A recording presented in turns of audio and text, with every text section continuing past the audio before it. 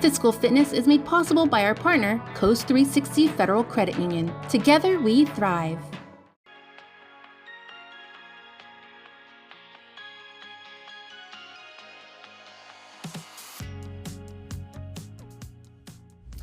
Hey everybody, I'm Jason Salas here in Mighty.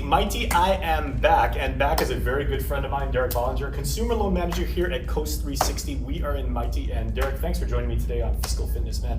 What are the most common forms of credit card debt, and more importantly, how can we avoid, kind of resisting temptation? Yeah, credit cards can be used for anything and everything, and I think that's part of the blessing and part of the curse with credit cards. It's become such a convenient way to pay for things. And I think sometimes maybe we forget that we're actually accumulating debt every time we swipe the card. And I think keeping that in mind can help, help remember that we're accumulating debt and not just getting a new toy or a new iPad, new watch. Now, for the island economy, I mean, we highly encourage like shopping and commerce and everything like that. But is it being diligent about making your payments also that's very, very key? Yeah, it's different for everybody. Some of us make more than others. Some of us can afford to put more on a credit card than others. And I think it's really just a matter of staying within your means. You don't want to use a credit card as a way to live beyond your means. If you can use a credit card as a tool and stay within your means, I think in most cases you'll stay out of trouble. Okay, and that's very, very good advice, because obviously, you do basic arithmetic and it's like, the more you spend and the more you charge on credit, if you're making the minimum amount of payments, that's going to get out of hand real quick. Yeah, and credit cards, like other loan products, we charge interest.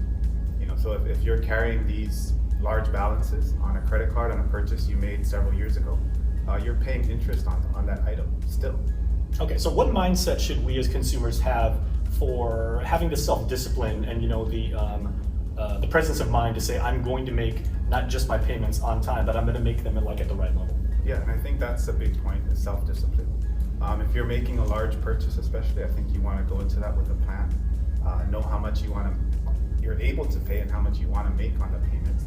That way you're not carrying that debt for a long time. What is the kind of ballpark range of the right credit balance to have? A student who just graduated from college, they're just getting into the workforce, as opposed to a young family, 32-year-olds, they just bought a house, they're having a young baby and everything. What should the credit limit be? You obviously need credit, so establishing in those early phases of establishing credit, you want to get credit where you can, but you want to be careful about getting too much credit, taking on too much debt, applying for too many loans, too many credit cards. Credit cards you don't have to spend. So getting a credit card, using it wisely, doesn't mean taking it to its limit. Stay within a reasonable amount. We like to recommend about 30% of the credit limit. Don't exceed that. Easier said than done.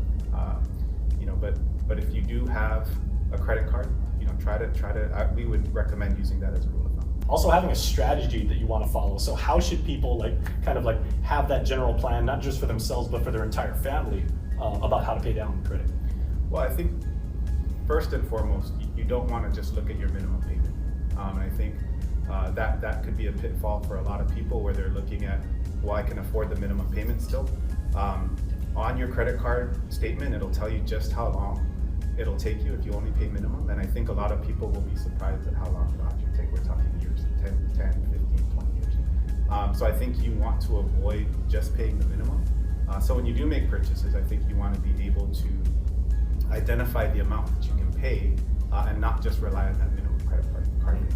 It's a fairly simple formula, but again, the temptation to say it's seasonal, it's a big shopping season, or something's coming up and everything like that. It really does come down, and that's kind of the theme of this episode. It is just really having that awareness and discipline to take care of business. Derek Bollinger here at Coast 360, giving you the tools and the techniques to make sure that you use credit wisely.